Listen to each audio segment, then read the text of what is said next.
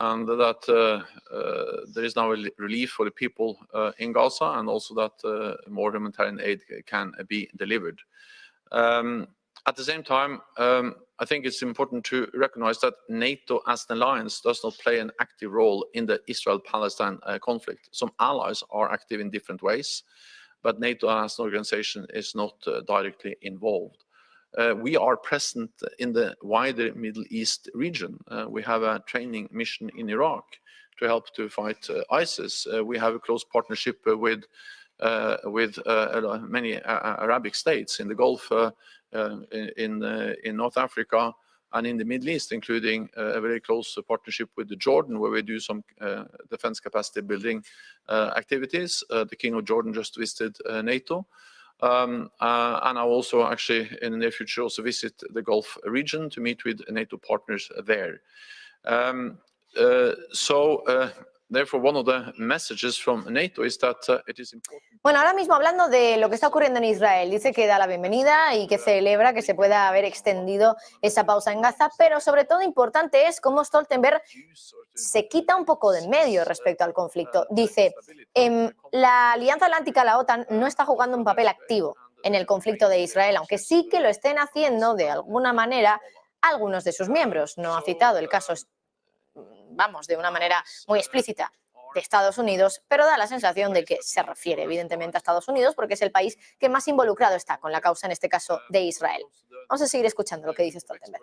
Well, it's a bit too early to say exactly what they will conclude, but of course, part of the instability we see in our southern neighborhood is also linked to the instability and the conflicts we have seen for decades in the Middle East. So I expect them also to address the challenges and how NATO can play a role also to help to stabilize this region, for instance, by working more closely with our partners, Israel, but also many Arabic countries. We'll go to VG in the back here, please. Thanks. Thank you. Alf Johnson from VG. One can get the impression that Western countries express their opinion different on Russia's violation of human rights, and when friendly countries like Israel limits access for civilians in Gaza to the same protection. In your opinion, are there different standards here on friends and adversaries when it comes to criticizing them? So my message is that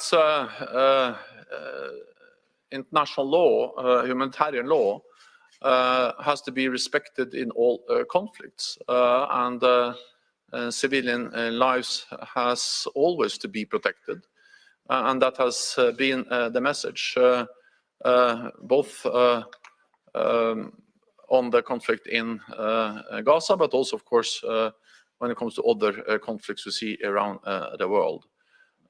So upholding international law, upholding humanitarian law is important regardless of the type of conflict. Then I think it's also important to recognize that the situation in Gaza and the situation in Ukraine is different in many ways. Ukraine never posed a threat to Russia. Ukraine never attacked Russia. The Russian invasion of Ukraine was an unprovoked invasion, full-scale invasion of another country. Of course, Ukraine has the right to self-defense against an unprovoked attack, and to uphold territorial integrity, and also to support Ukraine's right for self-defense is something that all allies agree on, not least because the right for self-defense. Bueno, Stoltenberg dando mensajes que ya ha dado en numerosas ocasiones sobre Ucrania, sobre quién comenzó la guerra, en este caso en Ucrania. Dice que ha sido siempre una agresión por parte de Rusia, que no fue Ucrania quien comenzó esta guerra, y de momento nosotros lo dejamos aquí, pero pueden seguir todo esto mientras tanto en un directo en paralelo en nuestro canal de YouTube. Fijándonos en la reunión de ministros de Exteriores hoy en la OTAN, hacemos una pausa y enseguida volvemos y hablamos del petróleo, que como les decíamos hoy está disparado, más de un 2,5%, a pesar de que hay rumores, informaciones de Reuters que apuntan a que podría haber un nuevo retraso en la reunión de la OPEP, que está programada ahora para el jueves.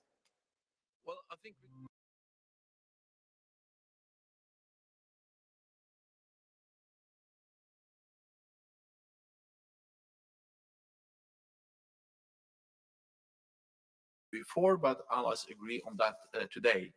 I also have to underline that NATO will remain an alliance, a regional alliance of North America and Europe. But this region faces global threats and challenges, and one of the challenges we face is the security consequences of China's behavior, also that they are working more and more closely together with Russia. So then many of the things we do are relevant for addressing the challenges posed by China without having a necessary China label on that. For instance, over the last years, we have started to do much more when it comes to developing technology. We have established a new innovation fund. We have established a network of also centers to develop technology, and this is also to ensure that we maintain our technological edge, as we see China is investing heavily in new disruptive technologies. When we work with our partners in the Pacific, Australia, New Zealand, Japan, and South Korea, and actually now have started to invite them to our summits, that's also part of what we do to address the challenges that China poses to us and our partners in the Indo-Pacific. And not least, when we now are stepping up what we do on protecting our critical infrastructure, that is also partly because of the challenges we see China poses to us. Not so many years ago, the issue of 5G was assessed as purely an economic commercial decision. Then actually, not least because of the discussions and the work we did here at NATO, allies realized that who controls the 5G networks is also about our security, and therefore allies have been much more consensus and much more aware of the security risks related to 5G. So be it 5G, be it technology, being working with partners, resilience, and of course also ensuring that we have credible deterrence defense. All of this is relevant for NATO's response to China, and I expect that when we meet in Washington, we will further develop this agenda as a united alliance. We have time for just one or two more. We'll go to Bloomberg here, please. Natalia Droziak from Bloomberg. So Finland has now announced that it would seal off its entire eastern border with Russia. What does NATO assess that Russia is trying to achieve by pushing asylum seekers to Finland's border?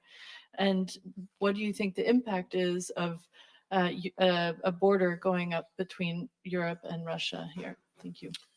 Well, I think this is another example of how Russia is using many different tools to put pressure on neighbors. We have seen them using energy.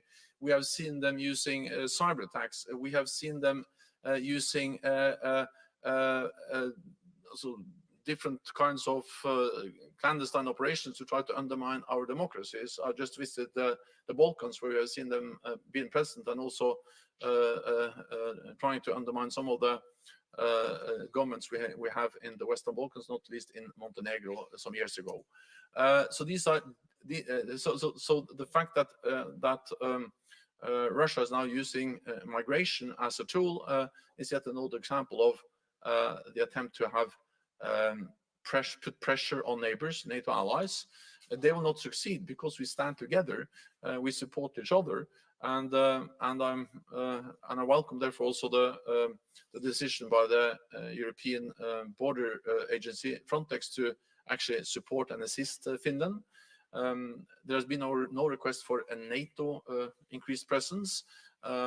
Border control is something that allies do themselves, also sometimes with support from EU agencies, and I'm absolutely confident that Finland is capable of dealing with this themselves, and therefore I trust that they have absolutely made the right decision when it comes to controlling the border. Se refiere Jens Stoltenberg, muy buenas tardes a quienes estáis incorporados en esta retransmisión. Se refiere Stoltenberg ahora al cierre de esa frontera total por parte de Finlandia. Secretary General Matteo Bagnoli answered the National Intelligence El primer Agency. ministro finlandés. Secretary General, in 3 days there will be a ministerial in Skopje, in North Macedonia, a NATO ally. Les llevan hasta nuestra frontera, les sueltan y les envían allí, intentando desestabilizar nuestra región. Finlandia ha cerrado todas sus fronteras. Dicen que es absolutamente injustificado desde Rusia esto que está ocurriendo. Jens Stoltenberg, el secretario general de la OTAN, hace así y se lava las manitas. Que es un asunto de Finlandia. Finlandia sabrá cómo tiene que gestionarlo y seguro lo está gestionando bien. Y a otra cosa, seguimos en esa rueda de prensa, escuchamos al secretario general de la OTAN, alianza. Well, it's for the OSCE to organize their meetings. The OSCE has played an important role for many years. NATO allies are, as individual countries, members of the OSCE, and it's for the OSCE to organize their meetings. So I don't have any advice to give to another organization. My responsibility is to organize NATO meetings, and then the OSCE organize their meetings. I'm afraid that's all we have time for now. The Secretary General will be back to brief you again tomorrow. Thank you. Thank you. Bueno, pues como vino, si me permiten, se fue. Jens Stoltenberg, que termina con esto su comparecencia en el día de hoy, termina de esta forma, hablando de que, si me permiten, por hacer un resumen de todo lo vivido y dicho allí, no hay una posición conjunta, no hay negociaciones y no le consta que se estén produciendo negociaciones sobre la paz en Ucrania. La única posición conjunta que hay es que es Ucrania quien debe decidir cómo se va a realizar esto. Sobre lo que está ocurriendo entre Israel, vuelve a abogar por solución de los dos estados, aunque dice la OTAN de momento no está metida en ese conflicto como sí lo está, por ejemplo, la ONU, que a estas horas, por cierto, celebra su Consejo de Seguridad, donde Rusia ha cargado duramente contra todo Occidente, diciendo que el silencio que están poniendo en marcha desde Europa es bastante imprudente ante la situación que se está viviendo. Por cierto, que acaba Recep Tayyip Erdogan, el presidente turco, de llamar al secretario general de la ONU, a Antonio Guterres, para decirle que hay que juzgar por crímenes de guerra a Israel, por todo lo que está ocurriendo.